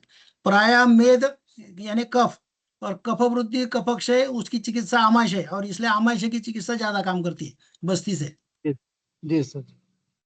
वमन विरेचन कराने के बाद में बस्ती दें तो ज्यादा लाभ मिलेगा। हाँ, बराबर। ठीक सर, धन्यवाद सर। नमस्ते आज सर। आपका बड़ा बड़ा आनंद आया सर आज। नमस्ते। ये नमस्ते बोलो। सर। नमस्ते सर बोलो। जो गैस्ट्रिक अल्सर का पेशेंट है जिसके मतलब बॉडी में ड्राइनेस बहुत ज्यादा रहती है और हील में बराबर। पेन रहता है बहुत ज्यादा, तो सर उसके लिए अपन कौन सी बस्ती प्लान कर सकते हैं? तो अल्सर कहाँ है वो पहले देखना है। लेकिन सिर्फ बस्ती का सर विचार करें तो अल्सरेटिव कोलाइटिस वाले बहुत सारे पेशेंट आपको मिलते हैं। वहाँ आप सर घी डिओडिनम और में, सर डिओडिनल डिओडिनम अल्सर। में यदि बस अल्सर है तो आप ऊपर से शतावरी घृत पिला खिला दिया तो भी काम हो जाता है। लेकिन उसको ड्राइनेज जाना चाहिए ऐसा लगता है तो फिर यमक स्नेह देना। गाय का घी 50 ग्राम, कोकोनट ऑयल 50 ग्राम। कोकोनट ऑयल ये वसा है, वसा और घी मिला के यमक स्नेह 100 ml का तेल का बस्ती ब्रुवण के हिसाब से देते वो सामावस्था नीरावस्था देखनी है और वो बस्ती देते हैं तो रुग्ण का संतर्पण भी होगा, रुक्षता कम हो जाएंगी और वात का शमन भी हो जाएगा। और रुक्षता का कारण ऊपर से शतावरी घृत देना और अभ्यंग करना है, उससे बराबर उसके जो भी बल हानि होंगी वो भर के आ सकती है। और thank you sir. Sir IBD के जो पेशेंट है इरिटेबल बोवेल डिसीज से क्या क्या तो उसकी प्लान कर सकते हैं। आवाज नहीं आ रही है एक। आईबीडी इरिटेबल बोवेल डिसीज, हाँ, इरिटेबल बोवेल डिसीज के आया पेशेंट्स ध्यान में में। कोई हाँ, वस्तु प्लान कर सकते हैं। उसके लिए हमारे यहाँ वाताशय इरिटेबल सतैले बोवेल डिसीज। प्रवाही का दिमाग में रख के वाताशय सतैले बिंबिशी नावतिष्ठती, वाताशय तेल से पूरा भर दिया तो वह बिंबिशी यानी प्रवाही का रहती नहीं। बॉवेल इरिटेट जो होता है उसके 2 भाग करना, एक ग्रहणी उपद्रवात्मक और दूसरा जो है पक्वाशय समुद्भव। यदि पक्वाशय समुद्भव है तो अनुवासन बस्ती भी अच्छा काम करता है। अनुवासन बस्ती में भी आप मात्रा ज्यादा बढ़ा के अनुवासन बस्ती देते हो तो वह पक्वाशय में जो थोड़ा थोड़ा मल निकलता है खाने के बाद, कुछ भी इसके बाद में तकलीफ होती है और वो उसे संडास बार बार जाना पड़ता है इरिटेबल बॉवेल करके। तो आंतड़े की सूजन कम करने के लिए हमारे पास मुस्तादी मोचरस पिच्छा बस्ती है, शिरपाकी या सिद्ध घृत या सिद्ध तेल वाले मोचरस बस्ती, लेकिन वो पूरे पकवान से भरनी चाहिए। यानी 250 ml से लेके कुछ कुछ पेशेंट को हमने 500 ml तक वो बस्ती दिया है। तो उससे बॉवल का सूजन भी कम हो जाती है, ताकत भी आती है, और वहाँ चिपका हुआ आम जो है वो भी निकल जाता है। उसमें तिक्तरस क्या करता है, तो अग्नि संदीपन करता है, दोषों का पाचन करता है, इसलिए उसमें कुछ तिक्तरस डाल दिया, मोचरस, कुड़ा, बिल्व। यदि खून जा रहा है तो दाइटी फूल, इसका सिद्ध तेल, सिद्ध घृत करके उसकी भी बस्ती दिए जाते हैं। प्राय अतिसार, उपद्रवात्मक ग्रहणी उपद्रवात्मक अतिसार, भयज शोकज अतिसार, इरिटेबल बॉयल में भयज शोकज अवस्था जो है पित्त धरा कला, मज्जा धरा कला से लेना देना रहता है। इसलिए बस्ती के साथ साथ फिर ग्रहणी की चिकित्सा, फिर मज्जा धातु की चिकित्सा, ऐसा उसके साथ कंसेप्ट किया तो बहुत अच्छा काम होता है। लेकिन प्रवाहिका में इसकी गारंटी वागबट देता है कि वाताशय स तैले, तेल से वाताशय भर आपने भरा दिया तो बिंबिशी नावतिष्ठति, गारंटी देता है कि वहां बिंबिशी यानी प्रवाहिका कभी रहेंगे नहीं। तो इरिटेबल बॉयल में अनुवासन बस्ती सबसे अच्छा काम करता है। और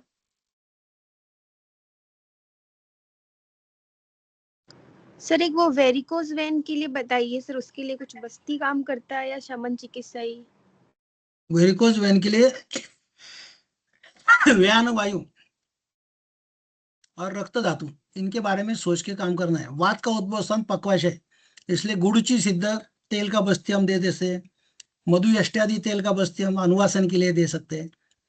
यदि बस्ती का काम अच्छा हुआ, अपानवायु का कार्य सुधर गया और वेरिकोज वेन को प्रतिलोम अभ्यंग और उसको बंद बांध दिया, जैसे स्टॉकिस लोग पहनने को बोलते हैं, तो उसमें बहुत सारी चीजें कम होती है। और वो रक्त, वहां रक्त की दृष्टि भी है, तो वात रक्त की संप्राप्ति के नजदीक तो वो पेशेंट जा नहीं रहे ना, उतना देख के वात की चिकित्सा बस्ती, वात स्थान की चिकित्सा तेल, वात की चिकित्सा तेल, वात स्थान की चिकित्सा बस्ती। रक्त की चिकित्सा क्या है, तो पहले सिरा में अच्छी वेन जो होंगी वहां से रक्त मोक्षण निकाल दो, जो विस्कोसिटी वाला ब्लड है वो निकल जाएगा, खराब खून, तो वाल काम करने लगते हैं। खराब खून निकल गया और प्रतिलोम अभ्यंग किया तो एथेरोस्क्लेरोसिस होता नहीं, रक्तवाहिनी काठिन्य निकल जाता है, खून पतला हो जाता है वहां का और वो ऊपर चला जाता है, और उसको सपोर्ट बांध दिया तो वेरिकोज वेन जल्दी अच्छे थे। रक्त मोक्षण बस्ती ये उसकी बेसिक ट्रीटमेंट है, उसके अलावा बाकी सब बहुत सारी चीजें उसमें और ऐड कर सकते हैं। और नमस्ते सर। नमस्ते, बोलो। हाँ सर, नीरू बस्ती कैथेटेट से देना सही है क्या? मतलब उसमें पार्श्व छिद्र भी रहता है तो उसको पर्याय नहीं, क्योंकि सामने वाला छिद्र वाला निरोध देते हैं और उसमें मल वहां है तो कैथेटर मल से भर जाता है और तुम्हारा बस्ती बाहर नहीं आ सकता। इसलिए उस कैथेटर को आप अच्छी तरह देखेंगे तो सामने वो जो कड़क भाग रहता है, हर पेशेंट को हम यदि कैथेटर बदल रहे हैं, हर पेशेंट को नया कैथेटर दे रहे हैं, तो सामने वाला भाग भी हम निकाल सकते हैं। बस कैथेटर का जो अगला जो कड़क भाग रहता है, जहाँ बाहर से छिद्र है, उसको हम बंद कर सकते हैं टेप से, और वो जो आगे का जो टोक है वहां उसको नीचे ढकाल दिया तो वो निकल जाता है, और सामने वाला छिद्र वाला भी कैथेटर हम बना सकते हैं, वो आपके ऊपर है। लेकिन उसका व्यापद यह है कि वो उसमें यदि मल चला गया तो फिर उसको कैथेटर को दबाते बैठना पड़ता है, जब तक मल बाहर निकलता नहीं तब तक बस्ती अंदर जाता नहीं। इतना ही उसमें प्रयोग है। और नमस्ते सर। बोलिए। सर ये जो आपने बताया ना कि माछिक, लवण और स्नेह को पहले देना है, उसके बाद कल्क और क्वाथ देना है। बराबर। तो ये जो माछिक, लवण और स्नेह जो इनेमा पोर्ट में डालने के बाद देने के बाद ही कल्क और क्वाथ को हाँ डालना है। बराबर, माक्षिकम लवण स्नेह कैथेटर से पक्वाशय में चला जाएगा, थोड़ा बचना है जिससे हाँ, पॉट में वात जाए नहीं, और थोड़ा बचने के बाद फिर कर्ल का वात छान के उसमें डालना है, तो फिर कैथेटर से माक्षिकम लवण स्नेह आगे भागता है और उसके पीछे से क्वाथ भागता है। ऐसा ही करना है। नमस्कार सर, सर। बोलो। सर बस्ती कर्म में उसके पूर्व कर्म स्थानिक स्नेह संवेदन का क्या फर्क पड़ता है सर? दोष कहाँ है उसके ऊपर है। यदि दोष पक्वाशय में है, पक्वाशय, कटी, शक्ति, श्रोत्र, ये संचारी स्थान बता के रखे ना हमको, इसलिए पेट को, कंबर को स्नेह स्वेदन पूर्वक बस्ती दे दिया तो भी बहुत हो गया। बस्ती में हम कभी पूर्व कर्म के लिए स्नेहपाक विधि के हिसाब से स्नेहन करते क्या? पूरे बदन को स्वेदन की जरूरत है क्या? वात यह खुद संचारी है। तत्र वृक्ष लघु शीता खरस सूक्ष्म चलो अनिला है, चलो गुण उसका है। उसके हर पेशेंट को सर्वांग स्नेहन करना, सर्वांग स्वेदन करना और फिर बस्ती देना, ये दिमाग से निकाल डालो। जिसको जरूरत है उसको ही करना है। बाकी लोगों को पेट के ऊपर, नाभि के पक्वाशी के ऊपर स्नेहन, कंबर को स्नेहन स्वेदन करवा के भी काम हो जाता है। जिसको जरूरत है सही में उसको पूरे सर्वाधिक दोष दृष्टि और वात की वृद्धि ज्यादा है और पक्वाशी खाली है। सर्वांग स्वेदन कब देना है? तो पक्वाशी एक शाखागत दोष कोष्ठ में आने के लिए कोष्ठ खाली चाहिए। आपने संडास चौकों पे और सर्वांग स्नेहन और स्वेदन के लिए बिठा दिया तो पैरालिसिस हो सकता है। दोष तिर्यक होंगे तो जाएंगे कहाँ? तो पक्वाशय, कटी, शक्ति, श्रोत्र, कान से लेके ऊपर सिर में चले जाते हैं। मेडुला ऑब्लोंगेटा का वहां उसका सेंटर है, वहां स्ट्रोक आके वो पेशेंट बेड स्ट्रोक में जा सकता है, ये ध्यान में रखना है। इसलिए जिसको जिसको स्नेहन स्वेदन सर्वांग करके बस्ती देना है तो उसका पेट खाली चाहिए, ये दिमाग में पक्का रखना। और आगे। नमस्ते सर। नमस्ते, बोलो। हाँ सर, नीरू बस्ती में हम रेक्टर ट्यूब का प्रयोग कर सकते हैं क्या? कर सकते हैं, पेशेंट की अवस्था अनुसार देखना है। सर और? आजकल विटामिन डी डेफिशिएंसी और विटामिन बी। हेलो हेलो, आवाज। Hello sir. हाँ, सर मेरा आवाज आ रही है? सर मेरा आ रही है। प्रश्न ये है कि आजकल पेशेंट रिपोर्ट लेके आते हैं कि मेरा विटामिन डी बहुत कम है या विटामिन बी बहुत कम है, तो ऐसे रुग्णों में क्या मतलब आप क्या ऐसे advise करें? पेशेंट की ग्रहणी बिगड़ी हुई है, वो गलत खाना खा रहा है और उसका एब्सॉर्प्शन, अन्नम गृह्णाति पचति विवेचयति, एब्सॉर्प्शन बिगड़ा हुआ है, ये जी। समझ के चलना। विटामिन डी कहाँ तैयार होता है? त्वचा के ऊपर। त्वचा का यानी क्या है? रस धातु। त्वचा के 7 थर, अवभासनी, लोहिता, श्वेता, ताम्रा, वेदिनी, मांसधरा। वहां त्वचा में व्यान वायु भी है, रस धातु भी है, रक्त भ्राजक पित्त भी है। ये सब बिगाड़ने का काम, इसका सप्लाई कहाँ से, आहार का परिवर्तन कहाँ से होता है? तो ग्रहणी में से होता है। इसलिए ऐसे पेशेंट की ग्रहणी की तरफ ध्यान देके चिकित्सा करते हैं तो ये डिफिशियंसी हमेशा के लिए निकल सकती है। इसलिए अलग अलग टाइप के सिद्ध ग्रुप भी है। अभ्यंगों को ज्यादा, अभ्यंगम आचरित नित्यम स जरा श्रम और वाता, तो अभ्यंग करके आप उसको सवेरे के धूप में बिठाते हैं तो उसको विटामिन डी अप होने वाला ही है, उसकी त्वचा भी शुद्ध हो जाएगी। उसका अभ्यंग के बाद उद्वर्तन, स्नान, नाश्ता, ये दिनचर्या बना के देना है कि सवेरे जल्दी उठना है, मल त्याग करना है, अभ्यंग, व्यायाम, उद्वर्तन, स्नान, नाश्ता, इस क्रम से आगे 4 घंटे बाद खाना खाने का है। और रहा B12 के लिए तो ग्रहणी की तरफ ध्यान देना है। जैसे एलोपैथी वाला B12 डिफिशियंसी, डी डिफिशियंसी, वैसे वहां हमारे वागवट में रसभेदी अध्याय बताया 9वां, उसमें मधुर रस की डिफिशियंसी हुई तो क्या होता है, मधुर रस वृद्धि हुई तो क्या वो लिखा है, हमको डिफिशियंसी वहां ढूंढना है। आम्ल रस की वृद्धि हुई, बड़ा अमृत ज्यादा खा लिया तो क्या लिखा है, हमको आम्ल रस क्षय हुआ तो क्या हो रहा है। हमारे यहाँ भी B12, D3, B1, B6, B12 सब है, वो रस षड रस है, वो रस भेदी अध्याय। मधुर रस के गुण दिए, आजन्म सात्म्यात कृते धातु नाम प्रबलम, इतना ये अच्छा मधुर रस ये काम करता है। लेकिन ज्यादा खाए तो क्या बिगाड़ सकता है, वो वागवट में दिया है। और कम हो गया तो क्या हो सकता है, आपको उसके विपरीत कल्प द्रव्य निकाल के वो द्रव्य भी दे के रखे कि मधुर रस के कौन से द्रव्य है, उसको इस्तेमाल करके यदि आप उस षड्रसों का पोषण करते हैं। हमारे यहाँ षड्रस सिद्धांत है, आहार से विहार। व्याधि कैसा होता है? आहार विहार से होता है। यदि हम षड्रस तो आहार में बदलाव करते हैं दिनचर्या में, उसको उसके विपरीत जो उसका दोष बढ़ा हो उसके विपरीत द्रव्यों का आहार उसको देते हैं तो उसको सामान्य हो जाएगा, यानी उसको जिंदगी में कभी B12 डिफिशियंसी होगी नहीं, ये ध्यान में रखना। और सर नमस्ते सर। कुछ पेशेंट्स का ऐसा हेलो लगता है सर, नमस्कार। अरे मेरी OPD चली जा रही है, जल्दी जल्दी बताओ, बहुत सारे 50-60 पेशेंट बैठे हुए हैं, बोलो। हेलो सर, अगर कुछ पेशेंट का हमने शोधन करके भी देख लिया, पेट साफ करा के देख लिया, लेकिन सर अनुलोम भी किया, लेकिन पिंडिकोद्विष्टन और क्रैम्प्स नहीं ठीक हुए। तो उसका मतलब यदि पिंडिकोद्वेष्टम गड़बड़ है तो रस धातु की दृष्टि है क्या? वो देखो, रुद्रोग रस दृष्टि में भी पिंडिकोद्वेष्टम रहता है। और यदि मलावष्टम्भ के कारण पिंडिकोद्वेष्टम है तो मलावष्टम्भ में वेग विदारण देखो, मल वेग विदारण, मूत्र वेग विदारण, शुक्र वेग विदारण में बहुत बार रस दुष्टि होती है, और रस रक्त शुक्र सार्वदेहिक है और उसकी वजह से वो दुष्टि होती है। तो उस पेशेंट की हिस्ट्री आप अच्छी तरह दिनचर्या बताओ और उसका कारण देखो, उसके रस रक्त शुक्र, यानी एलोपैथी वाले के हिसाब से इलेक्ट्रोलाइट इम्बैलेंस उसका होता है तो फिर वो क्रैम्प्स आना, बड़बड़ करना, सही तो जो तकलीफ है वैसा हम रस रक्त शुक्र को हमारे हिसाब से देखो, 100% उसका कुछ ना कुछ गलती मिलेगी। वहां उसको अनुवासन बस्ती के साथ साथ ऊपर से दीपन पाचन ग्रुप देना है उसको। जब तक आप दीपन पाचन अनुलोमन ऐसा कंसेप्ट है, वो दीपन अच्छा करते नहीं, पाचन अच्छा होता नहीं और अनुलोमन प्रॉपर होता नहीं, तब तक ये पेशेंट अच्छे होते नहीं। ये जिंदगी भर वो कोई ना कोई कॉन्स्टिपेशन की दवाई खाते रहते हैं। तो इसके लिए उनकी चिकित्सा दीपन पाचन अनुलोम ये क्रम से आपको करनी है तो ज्यादा फायदा मिलेगा। और सर मेरा क्वेश्चन है मुझका sir diabetic patient with osteoarthritis होते हैं तो उसमें कौन कौन से आवाज आवाज आवाज नहीं आ रही है क्या, वापिस बताइए। हेलो सर, मेरा क्वेश्चन हाँ। है अगर डायबिटिक पेशेंट है विद ऑस्टियोआर्थराइटिस है तो उसमें सर बस ये कौन कौन प्रेफर कर सकते हैं? नहीं समझ में, आवाज नहीं दिख समझ में आ गई। Hello sir. हाँ बोलो, जोर से बोलो जरा, बड़ी बड़ी। हेलो।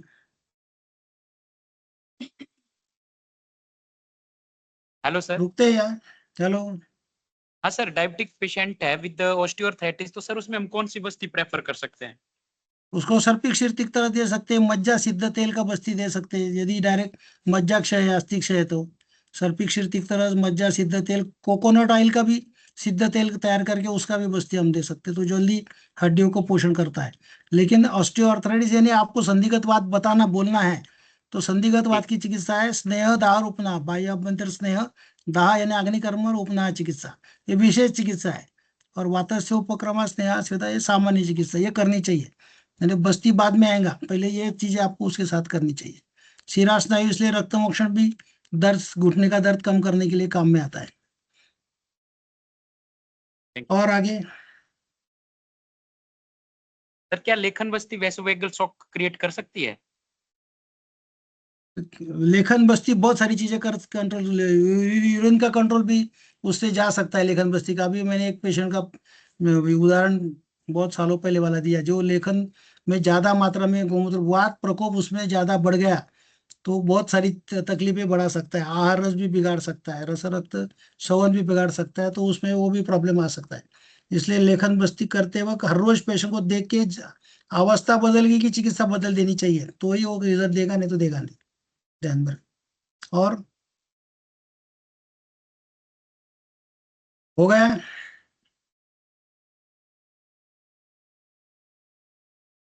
हेलो। जी सर। रुकते।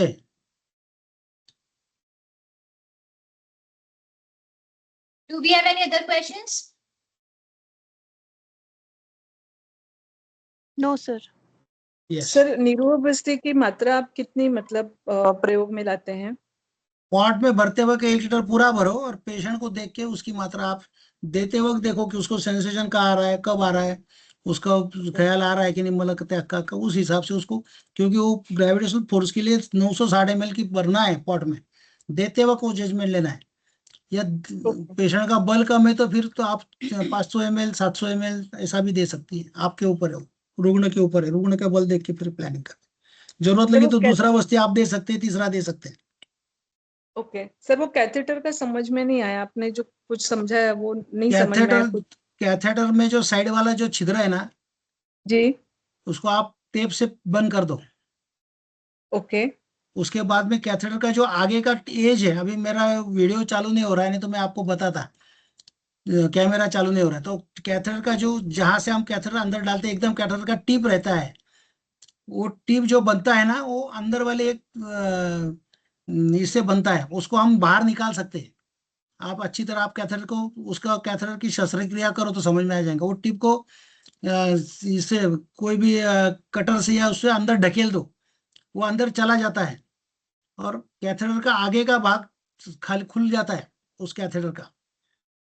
तो एक आधा अच्छा। वीडियो बना के हम भेजेंगे आपको कैसा करते हो। तो उसके लिए आजू बाजू का छिद्र टेप से बंद हो जाता है बाजू का, और सामने वाला जो कड़क भाग जो है वो निकाल दिया कैथेटर का, या डायरेक्ट कट कर दिया आपने कैथेटर को, सामने वो छिद्र के आली कड़ का भाग, और उस कैथेटर का इस्तेमाल किया तो भी चलता है, कोई टेंशन नहीं। ओके सर, थैंक यू अच्छा, बहुत। ओके चलेगा, करूँ बंद।